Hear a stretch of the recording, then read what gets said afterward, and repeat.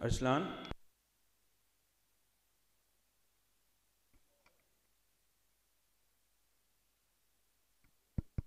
Hello.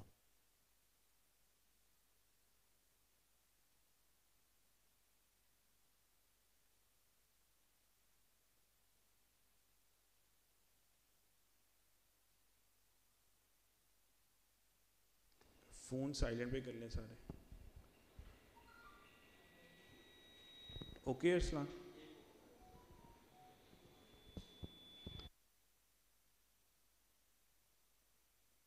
अब ठीक है। Thank you so much. आप सबका बहुत बहुत शुक्रिया, आप लोग शॉर्ट नोटिस पर आए। टीम तो हमने अनाउंस कर दी, लेकिन जो भी आपके सवालात हैं, चीफ सेलेक्टर मोहम्मद वसीम यहाँ पे मौजूद हैं। सिर्फ एक रिक्वेस्ट है कि अपने मोबाइल्स काइंडली साइलेंट पे रखें, और सवाल अगर आप वाइट बॉल स्क्वाड से रिलेटेड और इस टूर से रिलेटेड करेंगे तो ज़्यादा कंफर्टेबली वो आंसर कर सकेंगे। सबसे पहले अरसलान, उस्मान, फिर आगे देखते हैं।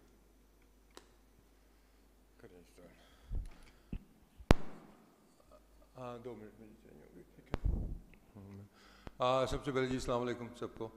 और जैसे इब्राहिम ने बात की, शुक्रिया आपका शॉर्ट नोटिस पे आने के लिए।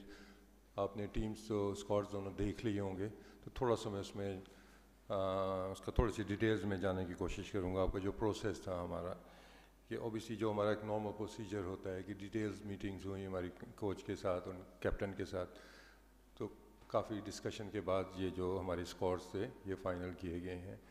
अब इसके अंदर जो स्क्वाड्स के अंदर आपको नंबर्स नज़र आ रहे हैं, प्लेयर्स नज़र आ रहे हैं, उसमें हमारी कोशिश बेस्ट यही रही कि हम सारे अपने एरियाज़ कवर करें, ताकि किसी भी तरह की हमें कंडीशंस मिलती हैं वहाँ पे, तो उसके लिए हमारे पास डिफरेंट कम्बिनेशंस के लिए डिफरेंट टाइप ऑफ प्लेयर्स मौजूद हों।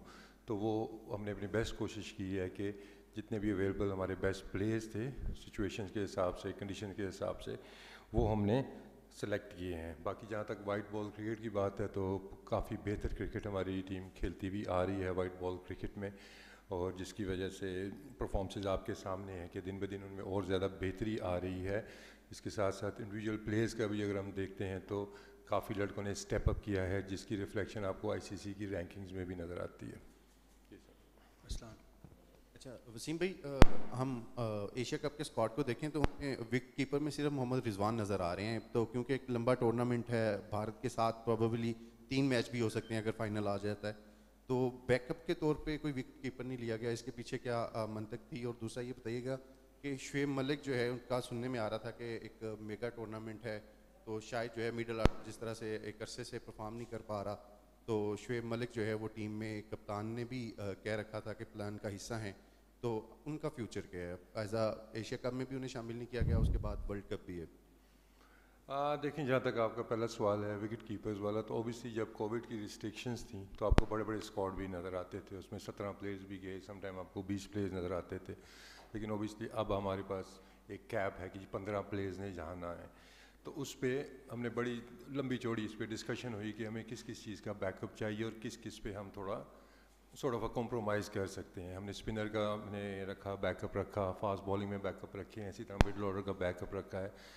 विकेट कीपर की जहाँ तक बात है, ओबियसली रिजवान जिस तरह की क्रिकेट खेलते आ रहे हैं, तो उनके ऊपर क्वेश्चन तो ऐसा कोई नहीं है। जिस सिनारियो की आप बात कर रहे हैं, तो अब कोविड रिस्ट्रिक्शंस है नहीं है, यूएई के अंदर एशिया कप है, तो इतनी लंबी कोई यहाँ से फ़्लाइट भी नहीं है, तो इन केस अल्लाह ना करे कोई ऐसी सिचुएशन बनती है तो हम किसी भी टाइम यहाँ से बैकअप भेज सकते हैं।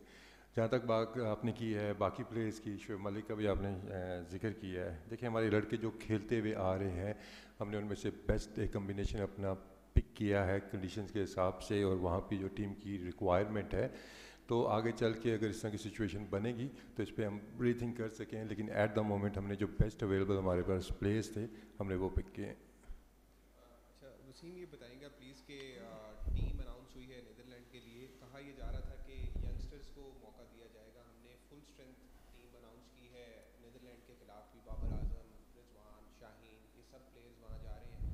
तो अच्छा ना होता कि हम यंगस्टर्स को चांस दे देते, क्योंकि टीम नीदरलैंड की कोई इतनी स्ट्रॉन्ग नहीं है। और उसके साथ साथ शान मसूद के बारे में भी ज़रूर बताएंगा कि उनको क्यों, उनकी सिलेक्शन क्यों नहीं की जा रही, क्योंकि अभी हमने सलमान अली आगा को भी रिटेन किया है दोबारा से परफॉर्मेंस की बेस पे 2000 जो डोमेस्टिक हुआ है। तो अगर शान मसूद के बारे में भी थोड़ा सा कुछ बता दें। देखिए पहला सवाल में सॉरी मैं आपका फोकस, पहला सवाल क्या था आपका? यंगस्टर्स के। देखिए एक तो मैं इसमें थोड़ी सी क्लैरिटी आपको दे दूँ कि देखिए जब आप यंगस्टर्स की बात करते हैं, नॉर्मली ये टर्म जब यूज़ होती है जी कि वो यंगस्टर को, नए प्लेयर्स को चांस देना चाहिए, वो सिनारियो आइडियली आपका तब होता है जब आपकी एक बड़ी पक्की, जिसको कहते हैं ना, टीम होती है जिसमें बहुत ज़्यादा एक्सपीरियंस प्लेयर्स आपके पास मौजूद होते हैं। इस टीम के अंदर आप देखेंगे तो आपको बहुत ज़्यादा एक्सपीरियंस इस स्क्वाड के अंदर आपको नज़र नहीं आएगा। इनफैक्ट अगर हम मतलब आप मैचों की एवरेज निकालेंगे तो बड़े कम मैचेस आपको नज़र आएंगे कि अभी तक शायद 100 वनडे कोई भी हमारा प्लेयर इनमें नहीं खेला हुआ है, इस तरह T20 में भी। तो इससे यंग साइड इस टीम के अंदर भी सारे आपको यंगस्टर्स नज़र आ जाते हैं। वो स्टेज जब आती है कि आपकी टीम एक इस्टेब्लिश हो, एक्सपीरियंस प्लेयर्स आपके पास मौजूद हैं जो सेटल इन हो चुके हैं, तो फिर आप सोचते हैं कि यार अब थोड़ा सा रोटेशन पे जाते हैं। तो एट द मोमेंट हमारी ये टीम जो वनडे की है, स्पेशल दोनों में, लेकिन वनडे में आपको ज़्यादा नज़र आएगा कि बहुत ज़्यादा खेले हुए लड़के नहीं हैं, ये यंगस्टर्स भी हैं। इनकी एवरेज एज भी निकालेंगे आपको काफ़ी कम नज़र आएगी। दूसरा जो बात कर रहे हैं कि जी नीदरलैंड्स का टूर है तो वहाँ पे नए लड़कों को ट्राई करना चाहिए, तो देखें स्क्वाड के अंदर भी कुछ प्लेयर्स ऐसे मौजूद हैं जो अभी तक इंटरनेशनल खेले हुए ही नहीं हैं। तो अगर वहाँ पे जाके ये इस चीज़ पे सोचा जा सकता है कि वहाँ पे जैसे अब्दुल्ला शफीक हैं या एक दो और प्लेयर्स हैं जिनका अभी डेब्यू भी नहीं हुआ है, तो उनको मौका मिल सकता है। तो इस चीज़ पे तो वेरी क्लियर कि इस स्क्वाड के अंदर आपको काफ़ी ज़्यादा यंगस्टर्स नज़र आ रहे हैं। और दूसरा सवाल था आपका मिडिल ऑर्डर के बारे में। देखें शान, फिर प्रॉब्लम वही आ रही है कि मैंने पहले भी बात की थी कि ठीक है उनकी परफॉर्मेंस है, लेकिन अगेन टॉप ऑर्डर में हमारा कंपटीशन इतना है कि वहाँ पे जगह भी फ़िलहाल नहीं बन रही है। जो नेक्स्ट क्वेश्चन है कि मैं उसका कंपैरिजन आप आगा सलमान के साथ या किसी और मिडिल ऑर्डर बैट्समैन के साथ नहीं कर सकते, क्योंकि उन्होंने एविडेंस दिए हुए हैं, वो मिडिल ऑर्डर में खेल के उन्होंने परफॉर्म किया हुआ है। तो ये एक्सपेरिमेंट की इंटरनेशनल लेवल के ऊपर हम एक ओपनर को मिडिल ऑर्डर में खिला दें, इस पर हुई थी डिस्कशन, लेकिन लैक ऑफ एविडेंस जो है वो अभी इस चीज़ को हमें इजाज़त नहीं दे रहा जी कि हम एक ओपनर को मिडिल ऑर्डर में लेके आएँ। मे भी आगे डोमेस्टिक क्रिकेट हार ये है, वहाँ पे वो एविडेंस शो करते हैं तो उनके बारे में दोबारा सोचा जा सकता है। लेकिन टॉप ऑर्डर में इस टाइम आपके सामने है परफॉर्मेंस, आप इमाम की भी देख लें, फ़खर की देख लें, अब्दुल्ला जिस तरह आ रहा है, तो आई थिंक उनका पहले हक बनता है। बिलाल और फिर अबू बकर। सर इंजरी के बाद हसन अली को मुसलसल जो है वो मौके दिए गए और उनको मुसलसल टीम का हिस्सा रखा। बाबर आजम भी कहते थे कि हसन अली जो है वो मैच विनिंग प्लेयर है, तो अब वो मैच विनिंग प्लेयर कहाँ गया जब एशिया कप है, बड़ा टूर्नामेंट है, तो एकदम से उनको ड्रॉप करके नसीम शाह को रख लिया जाता है जिन्होंने सिर्फ अभी टेस्ट में उनकी अच्छी कारकर्दगी रही है, लेकिन उनको वनडे और T20 का हिस्सा बनाया जाता है। इस पर ज़रा थोड़ा सा देखिए जब किसी प्लेयर को इस तरह टीम में से रेस्ट करवाया जाता है या ड्रॉप किया जाता है तो वो एक सिंपल डिसीजन ऐसा नहीं होता कि हमने बस जी ठीक है इसके इतने मैच हो गए हैं इसको आराम से साइड पे करने। और स्पेशली वो प्लेयर्स जिनकी बड़ी सर्विसेज हैं पाकिस्तान के लिए, जिन्होंने पाकिस्तान को बड़े मैचेस जिताए हुए हैं, तो उन पर पूरा एक होमवर्क किया जाता है कि उनको आपने लंबी रन की बात की है तो that was a part of the plan. लेकिन एक स्टेज ऐसी आ जाती है जहाँ पे फिर आपको देखना होता है कि शायद इस प्लेयर को यहाँ पे एक ब्रेक की ज़रूरत है for his own betterment, team के बेटरमेंट के लिए भी, उस प्लेयर के लिए भी। तो सेम थॉट प्रोसेस हमारा हसन अली के साथ भी था कि एक्सटेंडेड उनको रन हमने दी है उसके अंदर, लेकिन एट द मोमेंट हमें लग रहा है कि ही नीड्स अ ब्रेक। अगर उनको ब्रेक मिलेगी तो अपने आप को रीग्रुप करेंगे, रीगैदर करेंगे, तो दोबारा से वो मैच विनर जो आपने क्वालिटीज़ बताई हैं वो तो आपके सामने है और वो पास पे उसने शो भी किया हुआ है। एंड वी आर होपफुल कि आगे चल के हमें दोबारा पुराने वाले हसन अली नज़र आएंगे। देखें नसीम शाह की अगर आप देखते हैं कि जो उसकी क्वालिटी है बॉलिंग के अंदर, टेस्ट मैचेस में डेफिनेटली आपने देख ली है, डोमेस्टिक में आपने वाइट बॉल में भी देखी होगी कि एक तो एक्सप्रेस पेस तो उसके पास है ही है, तो we have included another attacking option कि वाइट बॉल में आपको पता है कि विकेटें लेने की बहुत ज़्यादा इंपॉर्टेंट है और उसको इम्पोर्टेंस है, तो उसको हमने देखा है कि उसमें वो एबिलिटी है कि वो बॉल उसका स्विंग भी होता है। अगर हम उसके टेम्परामेंट की या प्रेशर हैंडलिंग की बात करते हैं तो वो टेस्ट क्रिकेट में आपको नज़र आ गया कि इंटरनेशनल लेवल पे जाके उसने परफॉर्मेंसेज भी दी हुई हैं। तो हसन अली की जगह जब हमने नसीम शाह को रखा है तो उसके अंदर यही थॉट प्रोसेस था कि एक और ऐसा बॉलर हमारे पास जिसके पास पेस भी है, स्विंग भी है, उसकी प्रेशर हैंडलिंग भी अच्छी है। सो वी आर होपिंग कि नसीम शाह जिस तरह रेड बॉल में कामयाब रहा है इसी तरह वाइट बॉल में भी रहेगा। वसीम भाई मेरा क्वेश्चन ये था कि जिस तरह हम देख रहे हैं कि मिडिल ऑर्डर हमें कहीं ना कहीं थोड़ा सा जो है ना वो दिखाई देता है कि सेटल नहीं है जिस तरह होना चाहिए। और जहाँ तक बात है हमने इफ्तिखार को 2 डाउन एडजस्ट किया है स्क्वाड के अंदर, तो इफ्तिखार को एक तरफ हम सेंट्रल कॉन्ट्रैक्ट नहीं देते और एक तरफ हम उसको बेस्ट पॉसिबल 11 का हिस्सा बनाते हैं। तो एक चीज़ ये बता दीजिएगा, दूसरा ये कि क्या बेहतर ना हो कि एक फास्ट बॉलिंग ऑलराउंडर जिसको हमने पिछले 4-5 साल में तैयार किया है, जो ऑस्ट्रेलिया के अंदर बेहतर कंडीशन में परफॉर्म कर सकता है, फ़हीम अशरफ, उसको हम स्क्वाड के साथ रखते हैं किसी फास्ट बॉलर की जगह पर, कंपैरिजन बनता है? देखें, जहाँ तक आपकी एक चीज़ मतलब सेंट्रल कॉन्ट्रैक्ट को और इस चीज़ को थोड़ा सा आपको सेपरेट रखना होगा कि उसके डिफरेंट अपने क्राइटेरियाज हैं। ऑब्वियसली जो बात आप कर रहे हैं वो भी उसका हिस्सा है, लेकिन इसका ये मतलब बिल्कुल नहीं है कि जो सेंट्रल कॉन्ट्रैक्ट में नहीं है वो लड़का सेलेक्ट नहीं हो सकता, या फिर वो जो लड़का सेलेक्ट हुआ सेंट्रल कॉन्ट्रैक्ट का हिस्सा है वो हमेशा ही सिलेक्ट होगा। ये टीम की रिक्वायरमेंट और साथ साथ आपकी जो करंट फॉर्म है, आपकी परफॉर्मेंस है, बहुत से फैक्टर्स उसमें काउंट होते हैं। बाकी जहाँ तक आपने बात की है ऑलराउंडर वाली, तो ओबियसली उसके अंदर भी हमने परफॉर्मेंस भी देखनी है, टीम की रिक्वायरमेंट भी देखनी है। जैसे अभी नसीम शाह का मैंने अगर आपसे जिक्र किया इसलिए कि अटैकिंग ऑप्शन है कि वो में विकेट टेकिंग ऑप्शन की तरफ हम गए हैं रादर के हम आधा आधा दोनों तरफ जाएं, लेकिन करंट फॉर्म और परफॉर्मेंस आपके सामने है जितने भी प्लेयर्स आपने नाम लिया है। हाफिज़ शहबाज एंड देन हाफिज़ इमरान। सीम भाई, अगर इस टीम को देखें हम तो ख़ास तौर पे T20 पहले फ़हीम अशरफ के हवाले से बात हुई, इसी तरह अगर हम देखें तो हमारे पास कोई इतना अच्छा स्पिनिंग ऑलराउंडर भी दिखाई नहीं देता। वो कि नवाज़ परफॉर्मेंस करते हैं लेकिन इतनी कंटिन्यूसली बैटिंग परफॉर्मेंस नहीं है। अमाद वसीम के हवाले से क्या कहेंगे? अमाद वसीम और शुएब मलिक, क्या उनका कैरियर अब आपके ख्याल में ख़त्म हो चुका है या उनका फ्यूचर कहीं दिखाई देता है? क्योंकि नाफ तो आपके सेंट्रल कॉन्ट्रैक्ट में भी अमाद वसीम नहीं है, शुएब तो खैर पहले भी लेते सेंट्रल कॉन्ट्रैक्ट, आपके उसमें भी नहीं है। और एक कहा यह जाता है कि शायद एक राइवलरी है जिसकी वजह से अमाद को आप लाइक नहीं करते। अमाद ने बल्कि एक इंटरव्यू में भी कहा कि पसंद और नापसंद की जाती है जब सेंट्रल कॉन्ट्रैक्ट दिया जाता है। क्या कहेंगे इस हवाले से? देखें, आपने कहा जी कि आपको ऑलराउंडर नज़र नहीं आ रहे हैं, और अगर आपको शादाब ऑलराउंडर स्पिन नज़र नहीं आता तो मेरे ख्याल में ये जाती वाली बात आप कर रहे हैं कि नवाज़ और शादाब के होते हुए अगर आपके जी हमारे पास स्पिन ऑलराउंडर्स नहीं है, डेफिनेटली हमारे पास स्पिन ऑलराउंडर 2 मौजूद हैं। अब अगला जो आपका सवाल है उसमें देखिए टीम की रिक्वायरमेंट क्या है कि कितने आपको उस टाइप के प्लेयर्स चाहिए, और उसके अंदर जो बेस्ट ऑप्शंस हैं हम उनकी तरफ गए हैं। अगर आप नवाज़ की परफॉर्मेंस भी देखते हैं, आप शादाब की देखते हैं, तो इन पर तो कोई क्वेश्चन नहीं कर सकेंगे आप, क्योंकि ये हमारे लिए मैचेस जिताते हुए आ रहे हैं। तो एट द मोमेंट यही बेस्ट 2 ऑलराउंडर्स से और 2 की टीम में जगह बनती है तो वो आपको नज़र आ रहे हैं। ये वसीम साहब, जो विकेट कीपर का सवाल उससे पहले हुआ है, आपने ही एक मरतबा सेलेक्ट किया था रुहेल नज़ीर को, तो क्या वो एक विकेट कीपर बैटर के ऑप्शन के तौर पर सिलेक्शन कमेटी के किसी भी तरह की हिकमत अमली में नहीं है? इस पर ज़रा बताइएगा। और दूसरा, कप्तान पाकिस्तान बाबर आजम ने यह कहा कि फ़हीम अशरफ उनके बेस्ट प्लेयर हैं, तो उनके मुतबादिल के तौर पर आप किसको देख रहे हैं और फ़हीम के साथ क्या मसला है? देखिए, जब आपने विकेट कीपर की बात की है तो ओबियसली पास में बहुत से लड़के और भी हैं जो सिलेक्ट हुए होंगे, कुछ प्लान्स का हिस्सा रहे होंगे, लेकिन साथ साथ अगर आप उनकी परफॉर्मेंस को भी फॉलो करते रहें कि उनका केस तो तभी स्ट्रॉन्ग से स्ट्रॉन्ग होता जाता है जब वो हर वेन्यू के ऊपर परफॉर्मेंस देते हैं अपना केस। स्पेशली मैं यंगस्टर्स की अगर बात करता हूँ तो वो जब वो कंसिस्टेंटली परफॉर्म करते रहेंगे तो उनका वो केस बनता रहेगा, लेकिन जहाँ पे चीज़ों में कमी आनी शुरू हो जाएगी, दूसरा लड़का ज़्यादा परफॉर्म करेगा तो ऑब्वियसली वो उससे आगे निकल जाएगा। तो दूसरा आपने सवाल किया था, देखिए best player I don't know मुझे आपने कौन सी स्टेटमेंट की उनकी बात कर रहे हैं, लेकिन जैसे मैंने इंटरव्यू में भी आपको बोला है कि ये जो टीमें बनती हैं इसमें आप अगर आप उस तरफ जा रहे हैं कि कैप्टन का शायद कुछ और है या कोच का और है मेरा और नहीं, जो भी टीमें हमारी बनती हैं तीनों के कंसेंसस से बनती हैं। अगेन मैं कहूँगा कि प्लेयर देखें, प्लेयर सारे अच्छे होते हैं, लेकिन हमने देखना है कि टीम की रिक्वायरमेंट क्या है, सूटेबल इस टाइम पे टीम के लिए क्या है। तो जब उनकी भी परफॉर्मेंस होगी, टीम की रिक्वायरमेंट होगी, चाहे वो आपने नाम लिया है या किसी और प्लेयर के, जब ज़रूरत होगी उनको शामिल कर लिया जाएगा। लेकिन ऑन द सेम टाइम मेरा मैसेज यही है कि आपको डोमेस्टिक क्रिकेट या जहाँ पे भी आपको मौका मिल रहा है आप परफॉर्म करते रहें, आपका केस बिल्ट होता रहेगा। यशल एंड देन अब्बास रज़ा।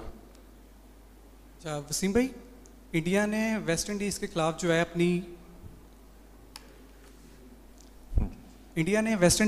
जो है अपनी नई टीम खिलाई है, और अगर ऑन द अदर हैंड हम देखें तो न्यूजीलैंड ने भी स्कॉटलैंड के खिलाफ जो है अपनी तकरीबन नई टीम खिलाई है। क्या पाकिस्तान फ्यूचर में छोटी टीम के अगेंस्ट इस तरह का चांस लेगा कि जिसमें 70% जो है वो न्यू प्लेयर्स हों और 20 या 30% एक आधा सीनियर प्लेयर हो जाए? हाँ देखिए, मैंने पहले भी थोड़ा सा एक्सप्लेन किया है कि हमारे अभी उतनी ज़्यादा एक्सपीरियंस बहुत ज़्यादा टीम नहीं है। इस टीम के अंदर मैंने आपको बताया शायद 20-22 की एवरेज निकलेगी मैचों की, तो यंग टीम है, नई टीम है। तो इसके अंदर अभी वो हमारे पास लग्जरी नहीं है कि हमारे जी 9 प्लेयर्स के जी बड़े एक्सपीरियंस हो गए हैं, उनके 100-150 मैचेस हो गए हैं, उनको आप रेस्ट करवाएंगे और नए लड़कों को खिलाते हैं। तो अभी तो ये लड़के जो इनको प्रॉपर चांसेस मिलने की ज़रूरत है, चाहे वो छोटा टूर है या बड़ा टूर है, तो अभी हमारे लिए वो इतना कोई डिफरेंट नहीं आ रहा है। हाँ, फिर मैं इस पर कहूँगा कि हम कोशिश करेंगे कि नीदरलैंड के अंदर अगर वहाँ पर कोई इस तरह की सिचुएशंस बनती है तो जो हमारी बेंच स्ट्रेंथ है विद इन द स्क्वाड उनको ट्राई किया जाए वहाँ पर। बाकी जहाँ तक अभी इंग्लैंड की टीम भी गई थी, आपने देखा होगा कि नीदरलैंड में उनकी कौन सी टीम गई थी। अच्छा वसीम, मेरा सवाल है हैदर अली के बारे में। जी जी सर। हैदर अली जो है ये प्रेशर सिचुएशन में माजी में परफॉर्म नहीं करते रहे हैं, तो अब किस वजह से आप इनको वापस लाएं और हम मिडल आर्डर में हम कितनी तवक्को कर सकते हैं कि ये इस्तेहकाम दे सकते हैं मिडल आर्डर को। और ख़ास तौर पे एक ये भी पॉइंट है कि अगर ये लोग ये एशिया कप में इनकी परफॉर्मेंस नहीं होती तो उसके बाद होम सीरीज़ आ रही है, तो उसमें हम कुछ नए टेस्ट करेंगे अगर इनमें से कोई प्लेयर्स फ्लॉप होते हैं। हाँ देखें, इट्स टू अर्ली टू से कि आगे के हमने इसके बाद के ओबियसली जब परफॉर्मेंसेस हमारे सामने आएंगी फिर चीज़ों को रीअसेस किया जाएगा। लेकिन एक चीज़ अगर आप देखें कि हमारी जो सक्सेस रही है उसमें एक बड़ा एक तल्लक जो है वो कंसिस्टेंसी का रहा है कि प्लेयर्स को प्रॉपर मौके मिल रहे हैं। हैदर अली की जहाँ तक आपने बात की है, आप उनके आखिरी 3 मैचों की परफॉर्मेंस देखेंगे तो शायद आपको अंदाज़ा हो जाएगा कि जो क्वेश्चन आप रेज़ कर रहे हैं तो उसके आपको अपोजिट चीज़ नज़र आएगी। बाकी ये कि जितने भी प्लेयर्स हैं सारे टैलेंटेड हैं, कहीं ना कहीं उन्होंने हमें मैचेस जिताए हुए हैं। वाइट बॉल में स्पेशली T20 में ऑब्वियसली आप भी मेरे से एग्री करेंगे कि स्पेशली अगर हम मिडिल ऑर्डर की बात करते हैं तो वो आपको हर मैच नहीं जिताएंगे, उसमें से कोई एक मैच जिता देगा आपको ज़्यादा। आप दूसरा देखेंगे हमारा टॉप ऑर्डर जो है बड़ा हैवी है वो, और वो उनकी परफॉर्मेंस बहुत ज़्यादा है। जो ओपनर्स की बात करें, नंबर 3 की बात करते हैं तो आपने वो अपॉर्चुनिटीज़ भी देखनी है, वो सिचुएशन भी देखनी है, और उसके बाद आपने देखना है कि उनकी परफॉर्मेंस क्या है। आसिफ अली मैच विनर हमारा रहा है, मैचेस जिताए हुए हैं। हैदर अली ने भी मैचेस हमें जिताए हुए हैं। तो जितने भी खुशदिल भी आपके सामने हैं इन्होंने मैचेस जिताए हुए हैं। लेकिन अगर आप कहें जी ये 5 में से 5 मैचेस जिताएंगे हमें, तो वो फिर थोड़ा सा मैं आपसे इख्तलाफ करूँगा उस चीज़ से कि इनका रोल एक डिफरेंट होता है, डिफरेंट सिचुएशन में इनकी आती है। लेकिन जितने भी हमारा जो मिडिल ऑर्डर है वी आर वेरी होपफुल कि थोड़ी सी इसमें और ज़्यादा कंसिस्टेंसी आएगी। और इंशाल्लाह दुबई UAE के अंदर आपको पता है कि सॉर्ट ऑफ हमारा होम ग्राउंड UAE रहा है, तो वी आर होपिंग कि जिस तरह की हमारी परफॉर्मेंसेस वर्ल्ड कप के अंदर रही है हम उन्हीं को रिपीट करें। लास्ट 4 क्वेश्चंस, एहतशाम भाई, शेख साहब, रफ़ीक खान एंड शफीक साहब। जी वसीम भाई, ज़ाहिर सी बात है टीम अच्छा खेल रही है तो चीफ सेक्रेटरी भी खुश होता है, इतनी कोई परेशानी नहीं होती। सवाल ये था कि अभी 2 डिफरेंट जो है वो पिचेस पे होने जा रही हैं सीरीज़, तो हमारा जो कप्तान है वो कहते हैं आउट हो जाए तो आधी टीम आउट हो जाती है, और बाद में जो मिडिल ऑर्डर है और जो बाकी टीम है फिर वो लर्किंग होती है। तो ये है कोई कंसर्न आपके बैक ऑफ माइंड में कि इस पर कोई सोल्यूशन किया जाए? अगर इसको थोड़ा सा आप और एक्सप्लेन कर दें तो मैं समझ आ जाएगी मुझे आप सवाल। मतलब है ये है कि हम यंगस्टर्स लेके आते हैं, वो परफॉर्म करते हैं, हम कहते हैं वी हैव फाउंड जनाब ये तो पता नहीं हमने क्या ढूंढ लिया, और वो हो सकता है अगली सीरीज़ में नहीं मिलता। जैसे 2-3 अभी क्वेश्चन हुए, तो उसी सिनेरियो में मैंने क्वेश्चन किया था कि बाबर आजम अगर आउट हो जाता है तो हमारी तो टीम बैठ जाती है, लेकिन हम फिर भी हिट एंड ट्रायल करते रहते हैं। तो कोई ऐसा है हम कि फेयर चांस लड़कों को कितना दें कि वो उसको जल हो टीम में खेल सके? देखें, इसमें अगर आप देखते हैं पिछले 1 साल के अंदर कि ये जो फेयर चांस की आपकी पॉलिसी की बात कर रहे हैं तो उसको आपको काफ़ी ज़्यादा चीज़ें नज़र आई हैं। जैसे हसन अली का भी आपने जिक्र किया है तो उस पर भी काफ़ी जिक्र हो रहा था, लेकिन वो पॉलिसी के कि कितने प्लेयर को कितना फेयर चांस, ऑब्वियसली अब उसको काफ़ी चीज़ें उस पर होमवर्क किया जाता है कि बैट्समैन के लिए डिफरेंट है, बॉलर्स के लिए डिफरेंट है, उसके साथ साथ फिर फॉर्म, फिटनेस, उनके बाकी लेवल्स भी देखे जाते हैं। तो ये तो हमारी एक पॉलिसी है ऑब्वियसली कि जी कितने कौन से प्लेयर को कितने चांसेस देने हैं, कितने मैचेस देने हैं, या कितने आपने सीरीज़ देनी है। तो आपको इस तरह से नज़र नहीं आएगा कोई एक लड़का आया और एकदम से वो गायब हो गया, ऐसी हमारी पॉलिसी नहीं है, अनलेस कि कोई ऐसा कोई एक्सेप्शनल चीज़ कोई आ जाए उसमें। अदरवाइज़ हमारी पॉलिसी यही है। जहाँ तक आपने मिडिल ऑर्डर की बात की है तो डेफिनेटली कंसर्न तो वो पास्ट में रहा है, लेकिन अगर अब हम देखते हैं तो उसमें बेहतरी आपको नज़र आ रही है। तो आपने बात की है जी परफॉर्मेंस अच्छी हो तो ज़ाहिर खुशी तो होती है, लेकिन खुशी होती है, लेकिन साथ साथ हमारा जो काम यही है कि जो उसमें थोड़े से वीकर लिंक्स हैं हमने उनके ऊपर वर्किंग करनी है, उनको हमने कैसे बेहतर करना। तो एक ऑन गोइंग प्रोसेस है। तो मतलब आप टीम अच्छा खेली है तो ये नहीं कि अब आराम से हम बैठ जाएंगे और रिलैक्स करेंगे, तो ओबियसली हमने उससे आगे भी देखना है, बड़ी पिक्चर्स देखनी है। जैसे एशिया कप है, उसके बाद वर्ल्ड कप आ रहा है, तो एक पूरा ये सीक्वेंस एक चलता है। वसीम, ये बताइएगा कि जैसे वो नीदरलैंड में पहले खेल रहा है, अगर नीदरलैंड में किसी प्लेयर की परफॉर्मेंस अच्छी नहीं होती तो क्या वो जो T20 स्क्वाड का भी हिस्सा होएगा, क्या उसमें तब्दीली का इम्कान मौजूद होएगा? तब्दीली करेंगे टीम में? नंबर 1। नंबर 2, आप होप क्या कर रहे हैं, क्योंकि इंडिया के साथ मैच है, क्या हमारी टीम में इतनी एबिलिटी है कि वो फाइनल तक पहुँचे और फाइनल जीत भी सकती हो? देखिए, नीदरलैंड में वनडे मैचेस हैं और एशिया का हमारा T20 है, तो दोनों फॉर्मेट्स को अगर आप लायदा रखेंगे तो बेहतर होगा। 5 प्लेयर्स आपको चेंजेस नज़र आ रही हैं स्क्वाड के अंदर कि हॉलैंड से और एशिया कप की टीम में आपको 5 चेंजेस नज़र आएंगे। उसमें 4 लड़के ऐड होंगे, 1 लड़का कम हो जाएगा, तो वो फॉर्मेट तो वो वैसे ही वो डिफरेंट खेलने जाएंगे। जहाँ तक आपने चांसेस की बात की है, तो आई थिंक कि ये क्वेश्चन आपने लास्ट ईयर भी किया था, वर्ल्ड कप से पहले भी, और वर्ल्ड कप में परफॉर्मेंस आपके सामने है हमारी टीम की, चाहे वो अगेंस्ट इंडिया थी या ओवरऑल है, तो आई थिंक आपको वही जवाब मिलेगा जो लास्ट ईयर आपको मिला था। वसीम साहब, ये बताइएगा। वसीम साहब, चीफ सेलेक्टर के तौर पर आपने जो बॉलिंग अटैक है आपका, क्या आप समझते हैं कि ऑफ ब्रेक बॉलर जो है उसकी एक स्पेशलिस्ट बॉलर की कमी है? और being a chief selector, once you have been looking around cricket in Pakistan, तो आपके रडार पे कोई ऐसा वर्ल्ड क्लास ऑफ स्पिनर है जो जिस तरह से जो है वो आपके पास हेडकोच प्लान है? डेफिनेटली कुछ एरियाज़ ऐसे हैं, और मैं ओपनली उनको एडमिट भी कर चुका हूँ कि हमें स्पिनर्स का फुकदान है। अगर हम बाकी जहाँ तक वर्ल्ड क्लास पे नज़र रखने की बात की है, तो वो खेलेगा तो वर्ल्ड क्लास बनेगा, पहले तो हमने इसको डोमेस्टिक से या किसी भी लेवल से हमें लेना होगा। तो ऑब्वियसली इस पर काफ़ी ज़्यादा हमारी मेहनत भी हम इस पर कर रहे हैं, सोच विचार भी हो रही है। अभी डोमेस्टिक हमारा सीज़न स्टार्ट हुआ हुआ है, सिटी से लेके डिवीज़न से, उसके बाद हमारी फ़र्स्ट क्लास क्रिकेट शुरू हो जाएगी, वाइट बॉल भी शुरू हो जाएगी। तो हमारी काफ़ी नज़रें हैं कि यहाँ से हमें कोई टैलेंट मिले। ऑफ स्पिनर की डेफिनेटली एक इम्पॉर्टेंस है। इसी तरह कोई चाइना मैन, कोई मिस्ट्री बॉलर्स, तो कुछ प्लेयर्स हमारे हैं जो पैथवे से आए हुए हैं, जिन पे हमारी नज़रें हैं, जो आपको ऑनर ऑफ हमारे सिस्टम के अंदर, शाहीन्स के अंदर वो नज़र आएंगे प्लेयर्स। तो जब वो रेडी हो जाएंगे तो ऑब्वियसली उनको भी हम कंसिडर करेंगे। लेकिन जस्ट फॉर द सेक कि हमें एक ऑफ स्पिनर चाहिए और हम किसी भी ऑफ स्पिनर को खिला दें, वो थोड़ी सी टीम के साथ फिर जाती होती है कि वो भी हमने चीज़ें, हमारा असल में काम ही यही है इन चीज़ों को गेज करना कि कौन सा प्लेयर किस टाइम पे रेडी है स्टेप अप करने के लिए, इंटरनेशनल क्रिकेट खेलने के लिए। तो 2-3 प्लेयर्स आपको पाकिस्तान शाहीन्स में आपने देखे होंगे, जो लास्ट टूर भी हमारा हुआ था। अभी हमारे शाहीन्स के हमने मैचेस प्लान किए हुए हैं पाकिस्तान टीम के साथ, उसके अंदर भी आपको इस तरह के कुछ बॉलर्स नज़र आएंगे। तो जब वो पाकिस्तान टीम के अगेंस्ट खेलेंगे तो हमें एक फेयर आइडिया होगा कि इनकी प्रेशर हैंडलिंग कैसी है, अगेंस्ट द बैटर बैट्समैन ये कैसे खेलते हैं। तो डेफिनेटली ये प्लान्स हैं हमारे आगे चल के। एक तो ये है कि आज आपने बहुत अच्छा काम किया है कि टीम की सिलेक्शन आपने हमें पहले बता दी, वरना इससे पहले यही होता था कि आप यहीं देते थे, सवाल जवाब नहीं हो पाते थे।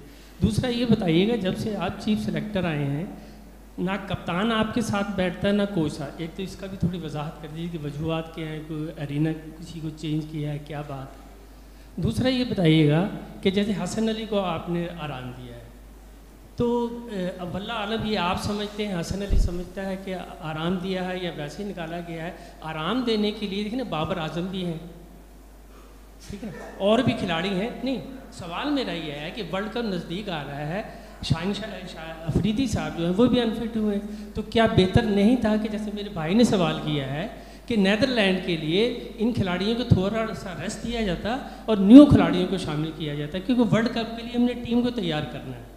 ये मेरा देखिए, वर्ल्ड कप की तैयारी के लिए ही मैं ये बात कर रहा हूँ कि इस टीम के अंदर अभी इतने ज़्यादा एक्सपीरियंस प्लेयर्स मौजूद नहीं है। शायद बाबर आजम के 89 ODIs, अभी शायद 89 ODIs हुए हैं, तो अभी बाबर के भी उतने मैचेस नहीं हैं, ठीक है ना। मैं आ रहा हूँ, उसकी तरफ आ रहा हूँ। देखिए, आपका जो क्वेश्चन है बेसिकली वो रिलेटेड है वर्कलोड मैनेजमेंट के साथ। मैंने पिछली प्रेस कॉन्फ्रेंस में भी, बल्कि जब भी होता है तो मैं चीज़ एक्सप्लेन करता हूँ कि शायद आपको लगता है कि यार ये लड़के खेली जा रहे हैं, इनको रेस्ट नहीं करवा रहे, इनका वर्कलोड बहुत ज़्यादा बढ़ रहा है। इसका एक प्रॉपर प्रोसीजर होता है, ठीक है, जिसकी मुझे भी रिपोर्ट मिलती है बाकायदा। They are professionals who are doing this job. वो टीम का जो डॉक्टर है, फिजियो है, ट्रेनर्स हैं, कोचेज़ हैं, उन्होंने बड़ी एक क्लोज आई इस चीज़ के ऊपर रखी हुई है। तो जब भी कोई लड़का ऐसी स्टेज पे आएगा जहाँ पे उसको एक ब्रेक की ज़रूरत है, जहाँ से उसको इंजरी के चांसेस बढ़ जाएंगे या वो फटीक्ड हो जाएगा, उसको ब्रेक मिलेगी। अगर आप सीक्वेंस देखते हैं, आप नंबर ऑफ़ मैचेस देखते हैं, लेकिन इन बिटवीन जो गैप्स आ रहे हैं कि अगर 20 दिन का गैप आया है तो वो वर्कलोड आपका मैनेज हो गया वहाँ पे कि आपने 3 महीने क्रिकेट खेली है, 20-25 दिन खेले हैं या जो भी इनका एक क्राइटेरिया होता है उसके तहत, तो वो रिफ़्रेश हो जाते हैं लड़के। और जहाँ तक बात आपने की है जी शाहीन आफरीदी की या बाकी प्लेयर्स की भी, तो इन सारों को वेरी क्लोजली मॉनिटर किया जा रहा है। ऐसा नहीं है कि बस आंखें बंद करके इनको खिलाया जा रहा है। जहाँ पे भी वो स्टेज आएगी जिस तरफ आप इशारा कर रहे हैं वो आपको चेंजेस नज़र आएंगी टीम के अंदर।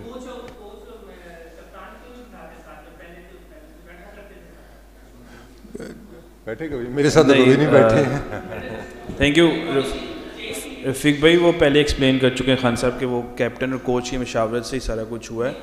और